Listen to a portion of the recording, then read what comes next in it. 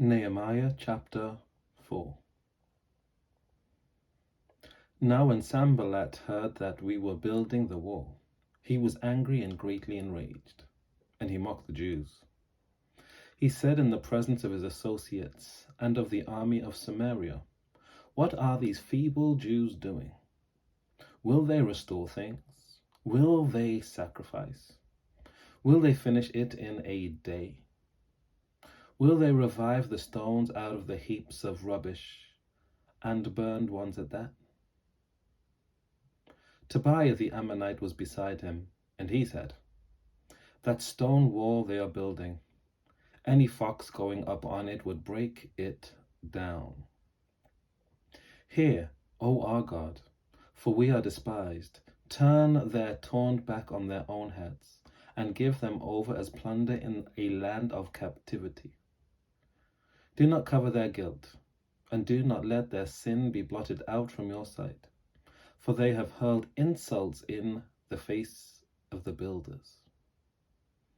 So we rebuilt the wall, and all the wall was joined together to half its height, for the people had a mind to work.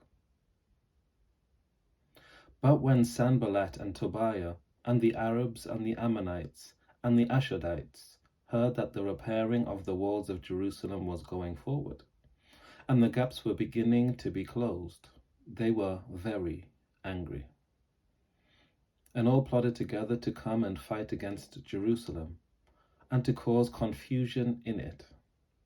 So we prayed to our God, and set a guard as protection against them day and night. But Judah said, "The strength of the burden bearers is failing, and there is too much rubbish so that we are unable to work on the wall." And our enemies said, "They will not know or see anything before we come upon them and kill them and stop the work." When the Jews who lived near them came, they said to us 10 times, "From all the places where they live, they will come up against us." So, in the lowest parts of the space behind the wall, in open places, I stationed the people according to their families, with their swords, their spears, and their bows. After I looked these things over, I stood up and said to the nobles and the officials and the rest of the people, "Do not be afraid of them. Remember the Lord who is great and awesome, and fight for your kin, your sons, your daughters, your wives, and your homes." When our enemies heard that their plot was known to us, and that God had frustrated it, we all returned to the wall, each to his own work. From that day on, half of my servants worked on construction, and half held the spears, shields, bows, and body armor. And the leaders posted themselves behind the whole house of Judah, who were building the wall. The burden bearers carried their loads in such a way that each labored on the work with one hand, and with the other held a weapon. And each of the builders had his sword strapped at his side while he built. The man who sounded the trumpet was beside me, and I said to the nobles, the officials, and the rest of the people, "The work is great and widely spread out, and we are separated far from one another on the wall. Rally us together whenever you hear the sound of the trumpet. Our God will fight for us." So we labored at the work, and half of them held spears from break of dawn until the stars came out. I also said to the people at that time, "Let every man and his servant pass the night inside Jerusalem, so that they may be a guard for us by night, and may labor by day."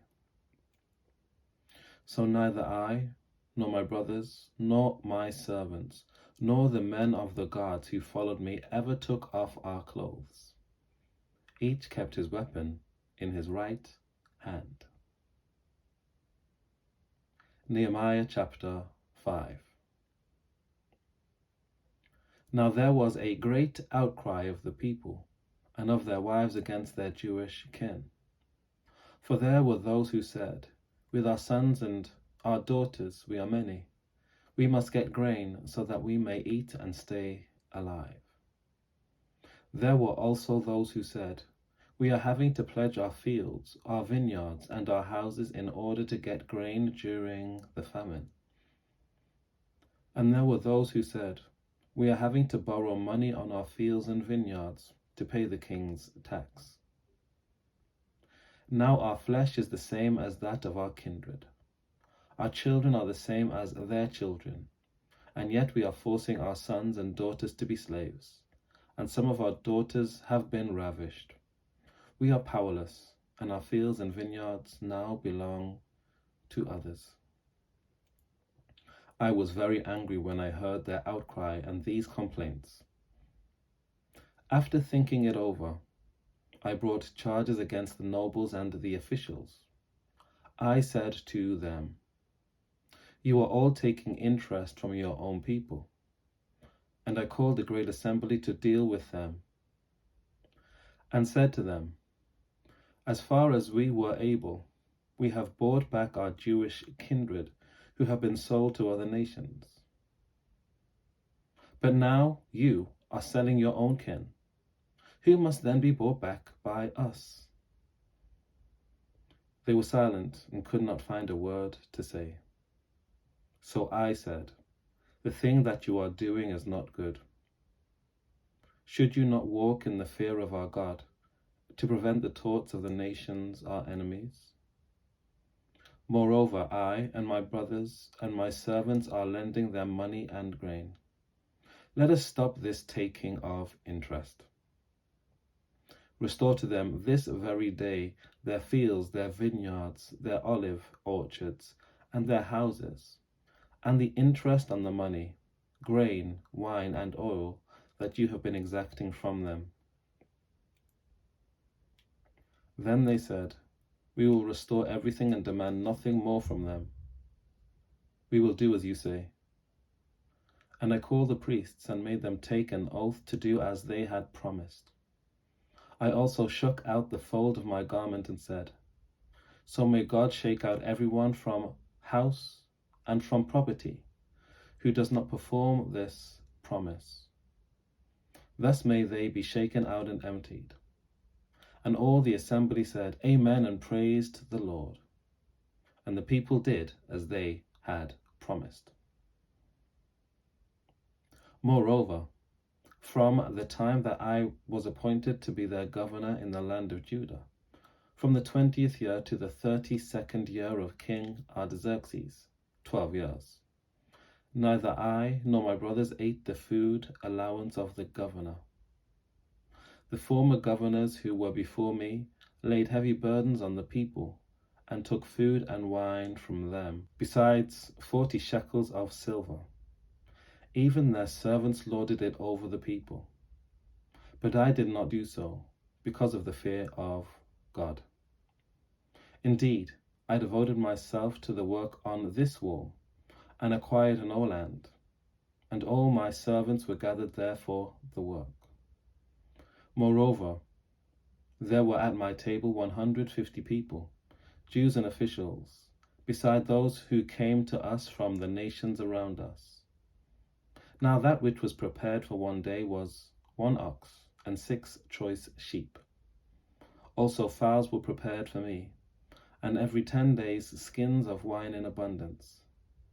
Yet, with all this, I did not demand the food allowance of the governor, because of the heavy burden of labor on the people. Remember for my good, O my God, all that I have done for this people. Nehemiah chapter 6. Now when it was reported to Sanballat and Tobiah, and to Geshem the Arab, and to the rest of our enemies, that I had built the wall, and that there was no gap left in it, though up to that time I had not set up the doors in the gates, Sanballat and Geshem sent to me, saying, Come and let us meet together in one of the villages in the plain of Ono. But they intended to do me harm. So I sent messengers to them, saying, I am doing a great work, and I cannot come down. Why should the work stop while I leave it to come down to you? They sent to me 4 times in this way, and I answered them in the same manner. In the same way, Sanballat for the 5th time sent his servant to me with an open letter in his hand. In it was written, It is reported among the nations, and Geshem also says it, that you and the Jews intend to rebel. That is why you are building the wall. And according to this report, you wish to become their king. You have also set up prophets to proclaim in Jerusalem concerning you, There is a king in Judah. And now it will be reported to the king according to these words. So come, therefore, and let us confer together. Then I sent to him, saying, No such things as you say have been done. You are inventing them out of your own mind. For they all wanted to frighten us, thinking, Their hands will drop from the work, and it will not be done. But now, O God, strengthen my hands. One day, when I went into the house of Shemaiah, son of Delaiah, son of Mehetabel, who was confined to his house, he said, Let us meet together in the house of God, within the temple, and let us close the doors of the temple, for they are coming to kill you. Indeed, tonight they are coming to kill you. But I said, Should a man like me run away? Would a man like me go into the temple to save his life? I will not go in. Then I perceived and saw that God had not sent him at all, but he had pronounced the prophecy against me because Tobiah and Sanballat had hired him. He was hired for this purpose, to intimidate me and make me sin by acting in this way, and so they could give me a bad name, in order to taunt me.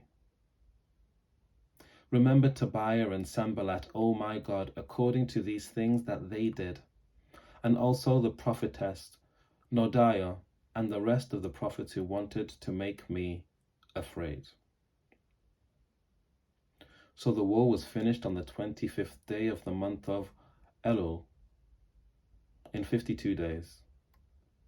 And when all our enemies heard of it, all the nations around us were afraid, and fell greatly in their own esteem. For they perceived that this work had been accomplished with the help of our God. Moreover, in those days the nobles of Judah sent many letters to Tobiah, and Tobiah's letters came to them. For many in Judah were bound by oath to him, because he was the son-in-law of Shechaniah, son of Ara, and his son Jehohanan had married the daughter of Meshullam, son of Berechiah. Also they spoke of his good deeds in my presence, and reported my words to him. And Tobiah sent letters to intimidate me. Take care. God bless. I'll see you next time.